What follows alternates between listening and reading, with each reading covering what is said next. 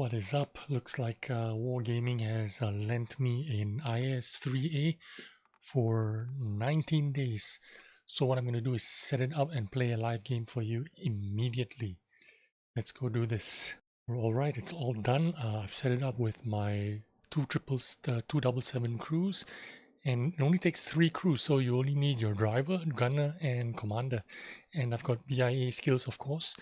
And I put on the free camo from the Kursk event, vertical stabilizers, vents, and optics. Now, before we start the game, I did a little bit of research, so we're going to do a little bit of comparison with the Defender and the standard IS-3. Straight away, you will see DPM is 2,419, a lot better than the other two tanks.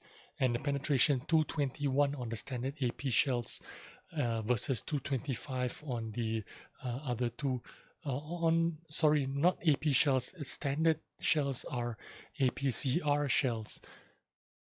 So that's APCR for 221 penetration. Compared to 225 on AP on the 252 and the IS-3. Now, what's good about the APCR? Here's what's going to be really good.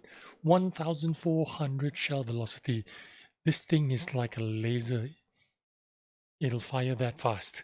So point, click, and it'll get there really quick. The reload time, the first shell, of course, is 9.67 seconds. The rest of the shells, I'm not sure, but we will find out during the game.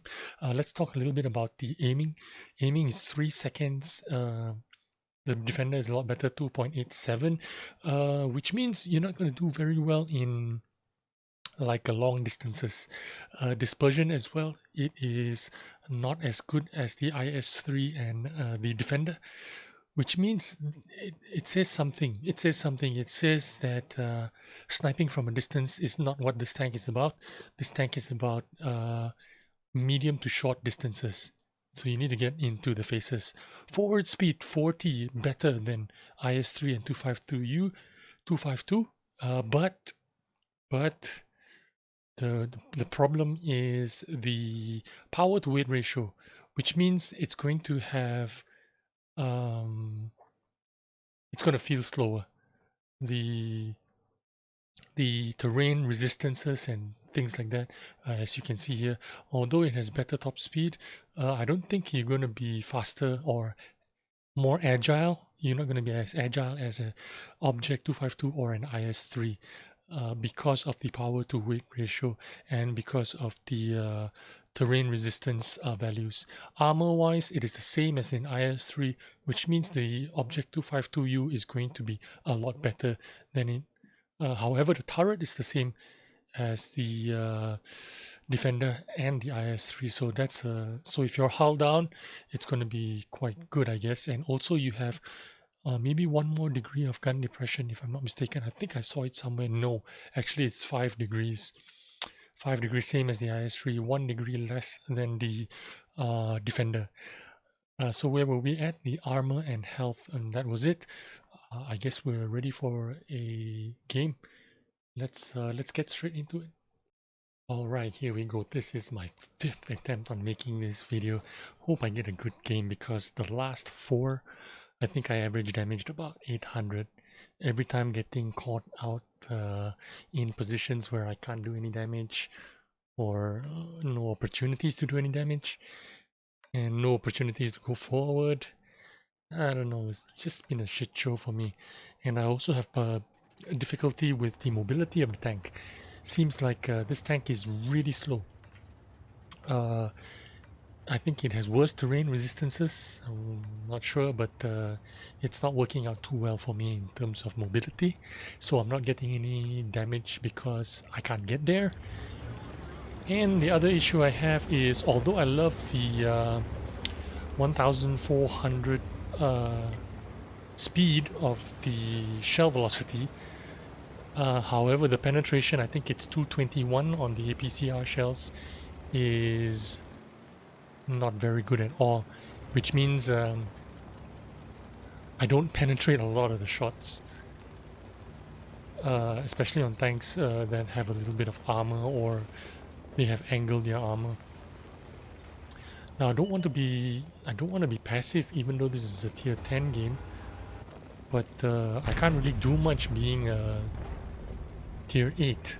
However, I'm going to try and get into an advanced position where I can at least snipe some shots and hopefully ready to push when... Oh, looks like they have some light tanks spotting everyone. So there's an issue. Someone spotted this STRV. And it's probably that bad chat 12T, and he's probably there. So let's say I pretend I know where he is. I'm going to reload, and then I'm going to shoot that location again. But first I've got to dodge a little bit of RT.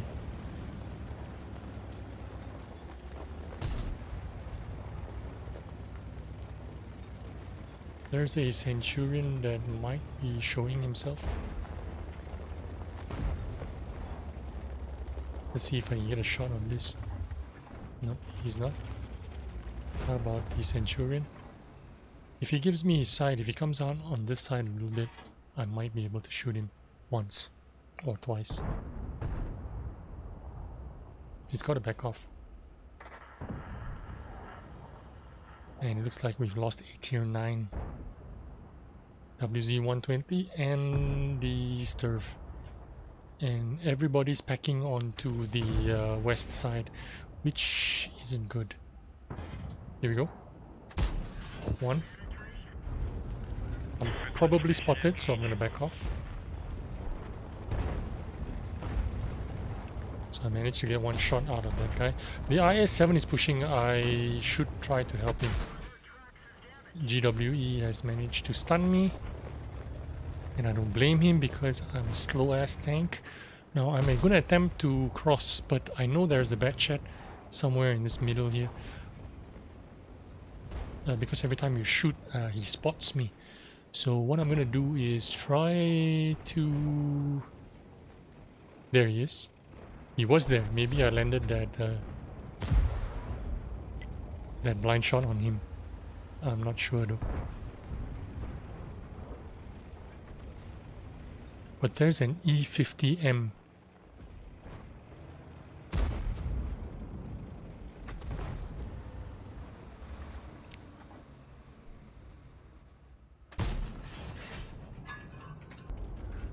I should just go.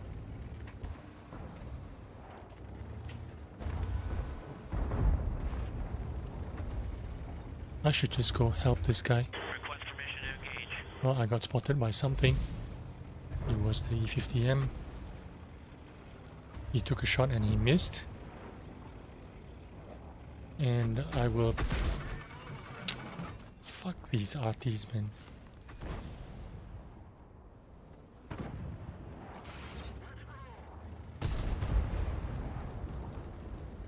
RTs are just... I hope I can get a little bit of damage out of this T30 and T28. I've only done 412 damage, which is like nothing. And they're already dead, so let's see if I can do a shortcut here and go straight for the T28.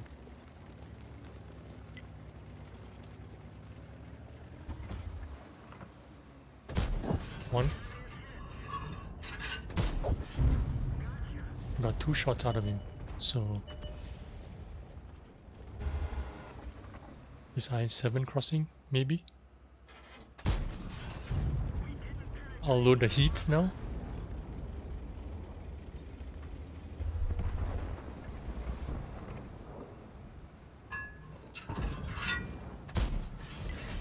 Yeah, the kind of accuracy that you get on this gun. So in this kind of distances, you know, if it was another tank, I would be doing a lot better, but I can't even pen him with heat.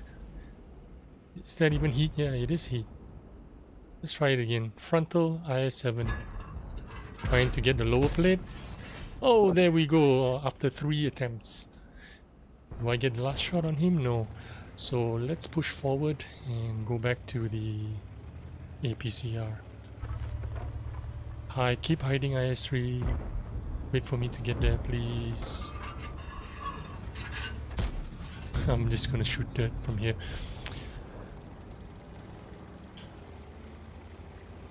So even though I was trying to be mildly aggressive for a bottom tier matchup, I still couldn't get to the front in time to be collecting any kind of damage.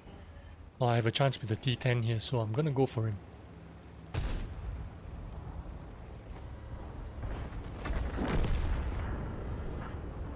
Request permission to engage.